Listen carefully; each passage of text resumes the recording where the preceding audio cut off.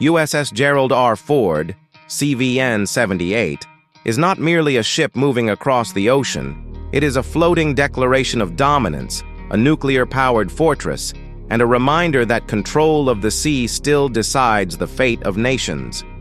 When this aircraft carrier appears near any coastline, it changes the political, military, and psychological balance of an entire region.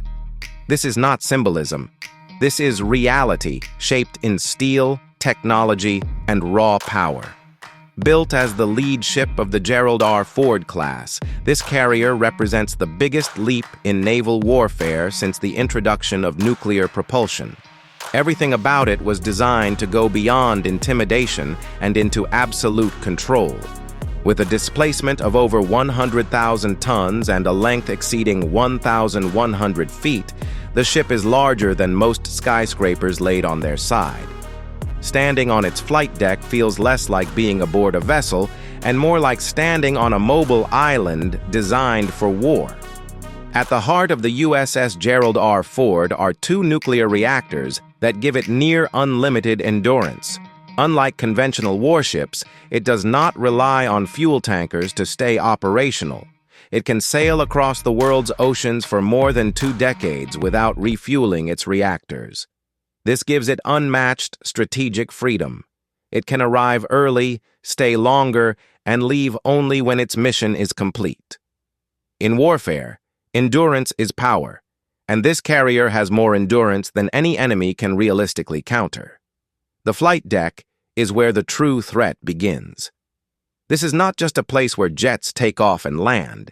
It is the most advanced combat aviation platform ever placed at sea. The USS Gerald R. Ford replaced old steam catapults with the electromagnetic aircraft launch system. EMALS uses electromagnetic force to launch aircraft more smoothly, more rapidly, and with greater precision. This means aircraft can take off faster, with heavier payloads, and with less stress on their frames. Faster launches translate directly into more airstrikes, more patrols, and more dominance over the battle space. Recovering aircraft is just as deadly efficient. The advanced arresting gear system brings jets back safely while handling a wider range of aircraft types, including future drones and next-generation fighters. Together, these systems allow the carrier to generate significantly more combat sorties per day than older carriers. In real terms, this means that in a high-intensity conflict, the USS Gerald R. Ford can overwhelm an enemy with continuous air power, striking again and again until resistance collapses. Technology flows through every part of this ship. Its radar and sensor systems are designed to see everything.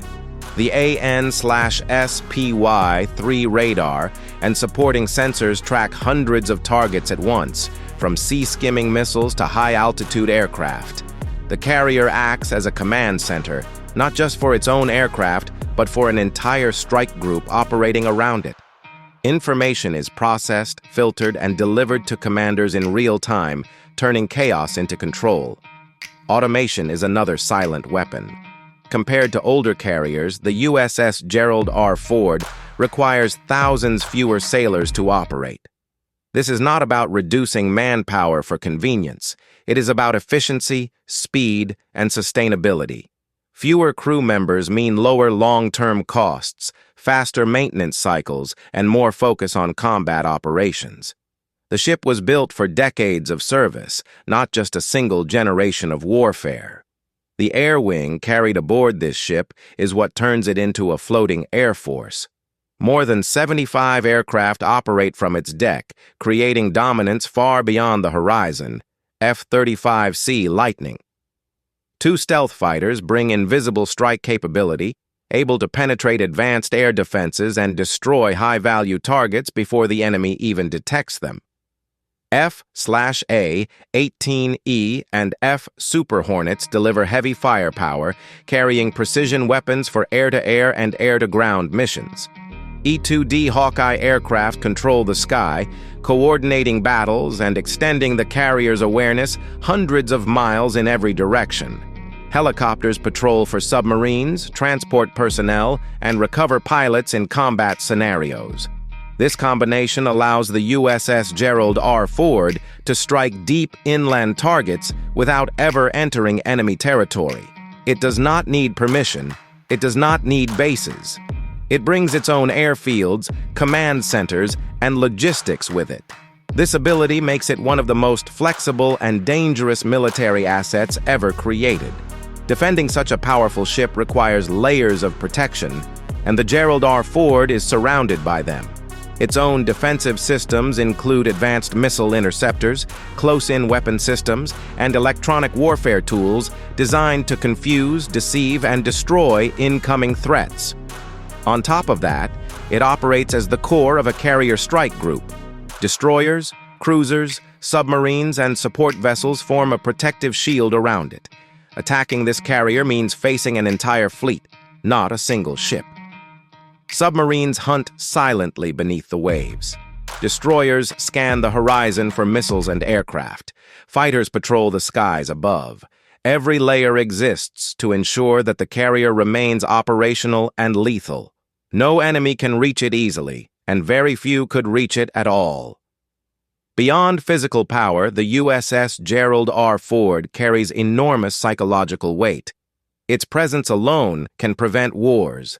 When it sails into a region of tension, decisions are delayed, plans are reconsidered, and aggression often fades.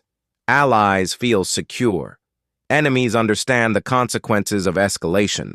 This ship has the power to influence global events without firing a single shot. Critics often focus on its cost, calling it expensive or excessive. What they fail to understand is the cost of not having such power. The USS Gerald R. Ford protects trade routes, deters hostile actions, reassures allies, and enforces international stability.